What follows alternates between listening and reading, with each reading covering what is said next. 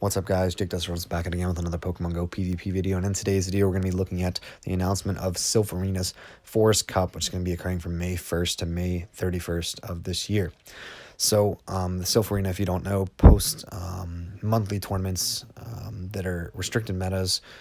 This meta is going to be fire types, water types, grass types, bug types, and electric types in gens 2, 3, and 4. And they're all played in the Great League. So in these tournaments, you're going to pick 6 Pokemon that fit into those requirements, and then you're going to battle up against someone else that picks 6 Pokemon, and you're going to use 3 Pokemon from your 6 to beat their team of 6 or their team of 3 that they pick from that 6. So as I said, all Pokemon in this team are going to be in the Great League. And they're going to be forest type Pokemon. They're going to be grass, bug, water, fire, or electric types. And all Pokemon must originate in generations 2, 3, 4, or 5. Shadow Pokemon, Genesect, and Tropius are not permitted in the Forest Cup. And this list right here is going to show all the eligible Pokemon that are going to be able to be used in the Forest Cup. So as always, guys, we're going to be using PV Poke for anything Silpharina related, or Go Battle League to do rankings, battle our Pokemon against other Pokemon so we can run the simulations or build our teams. So what we're going to do is we are going to go into the rankings here, and we're going to look at the Forest Cup to sort of get a first glance at what the meta is going to be shaping up to be like. So Mantine, Ferrothorn, Ampharos, Blaziken, Galvantula, those are the top 5 of the types. Mantine's the top water type, Ferrothorn's the top grass type, Ampharos the top electric type, Blaziken's the top fire type, and Galvantula is the top bug type. And then it goes into the other Pokemon here. And if you want to look at this site, like I said, PV Poke, and then sort it by the Forest Cup on the rankings, and you can sort of see how the meta is about to play out.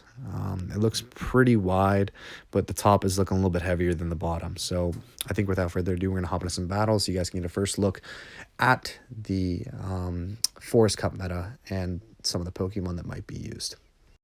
So guys, as always, we're going to hop into some battles, and of course the first person we're going to battle is Tanner, easily done 27 in the Forest Cup meta. We're going to run a pretty hard meta team in this first game with Meganium, Mantine, and Blaziken, but we're going to be showing you some of the picks we have lined up right now. I need to get some dust. I will do that on Community Day, and then I will add second moves to Ferrothorn, and then I will also get an Ampharos ready to go. That Ampharos is not the one, but we are going to be playing battles against Tanner. I'm going to lead Meganium into Blaziken. Very bad lead here. So I'm going to lose this lead.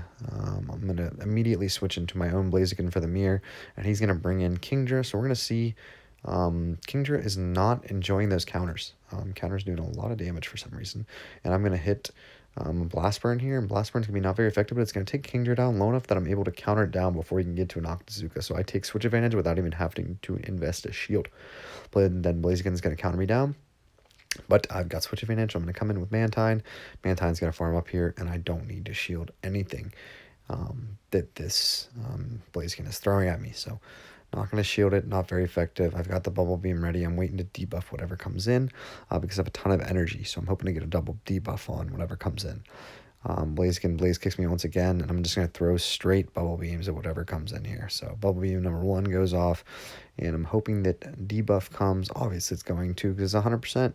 And I'm going to throw another debuffing Bubble Beam here. So I'm in the driver's seat. It's going to be one Pokemon versus one Pokemon, but I have got Meganium, and it's going to resist all of these electric moves. So Ampharos is a pretty good pick for this cup, and so is Meganium. This is why Meganium is good. Meganium is going to beat this Ampharos pretty handily here. I'm going to choose to not shield this one because I know that he does not have a Focus Blast after that Thunder Punch right there. So it's going to do like nothing, and it's debuffed. So I'm just going to go for an Overcharge here and then go straight for the Frenzy Plant. Frenzy Plant is going to do not very effective damage. I don't think. Maybe neutral. Correct me if I'm wrong. But it's going to be enough to kill the Ampharos for sure at that low of health. So I'm going to be able to farm down with Vine Whips and get the W in game number 1 against Tanner. So we're going to roll into match number 2 against Tanner. I'm going to be running a different line. I'm going to be changing up. We're going to go into the forest settings to see what we think we're going to run here. And I'm going to choose to run Magnezone, that good Mantine counter. And then I'm going to try to find something to fill that last spot with Mantine staying on the team. But I knew I need something that can kill the waters, so I'm going to bring Shiftry. So I'm going to lead Magnezone here, and we'll see what Tanner is bringing to match number 2. of this early Forest Cup play. So he's going to bring Ampharos. Pretty good meta pick here. Don't know how this matchup works out, so I'm just going to farm up energy here and then try not to get hit with the Focus Blast and then get out. Maybe try to catch a Thunder Punch here. And I do catch the Thunder Punch. Maybe I was trying to catch the Focus Blast. I don't know what I was doing, but I did the wrong thing. And it's going to come back to bite me, but not as much as I think. I basically have the ability to switch in now, so I'm going to bring in the Shift Tree, and I'm thinking, I'm like, okay, I got a shield. He just basically nuked me with that Thunder Punch, so I'm assuming he's going to go for another nuke on the Shift Tree, because those Thunder Punches are going to be resisted. So I'm going to be farming up here, trying to get some energy here, but I don't want him to get an Ice Beam, or not an Ice Beam, a Bubble Beam to debuff me. So I'm going to go straight for a Leaf Blade, and Tanner's playing this really smart. After the switch in Pokemon, you want to have your Pokemon down to really low health so you can't get farmed by what comes in, just in case it's a hard counter. So Tanner's going to have his Mantine really low, and he knows he can kill me. So I'm going to come in and farm down with the Magnezone, but I can't get that much energy off of it, so I'm going to be throwing this Wild Charge. Miss a bubble there. Whoopsie. Still get the Excellent, though. And this is going to be not very effective damage against this Ampharos. I overcharge one Spark by accident.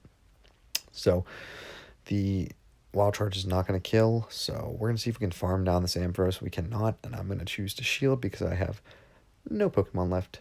So I really need to keep this alive, and that would have definitely KO'd me. So we're going to see what's in the back, and it's Kingdra. So pretty similar line to the first one, no Blaziken.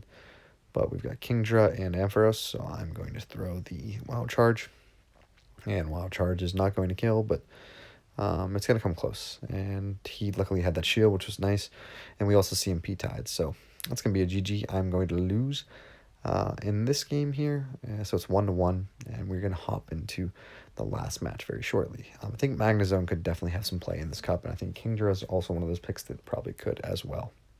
So we're going to switch into a different team here in match number 3. I'm going to run Quag, I'm going to run Blaziken, and I think I'm going to run Mantine in the back. So pretty hard meta team here. For sure, that Mud Boy for coverage against Mantine with that Stone Edge. I think Quag could be back and back for good. So this is game 3 against Easily on 27. Not a best of 3 or anything, just some scrims, sort of learning the meta, seeing what we need to work on, and what Pokemon definitely can't be avoided in this meta. We've already learned that Mantine and Blaziken are pretty good, and we're going to see why Blaziken is so good right here. Watch and learn, folks. Blaziken into Quagsire. If you win you can win with a bait. So what you want to do here is you want to shield the first move, and then you want to get this Quagsire down low enough that they have to shield, and then you're going to throw the bait. So they're down low enough that they have to shield Blast Burn, and then you're going to throw the Blaze Kick. And if they don't shield, then you might be able to counter down, but they're going to shield, so you're going to go straight for a Blast Burn, and this Blast Burn is going to kill them. I don't know if Blaze Kick would kill from there, but I know Blast Burn will. So I'm going to win the one-shield scenario against Quagsire, and I'm going to go against Mantine, and I should throw a Blaze Kick here or get out, but you want to just let that die so you can keep switch advantage. I'm going to come in with the Quagsire, and I'm probably going to get debuffed here.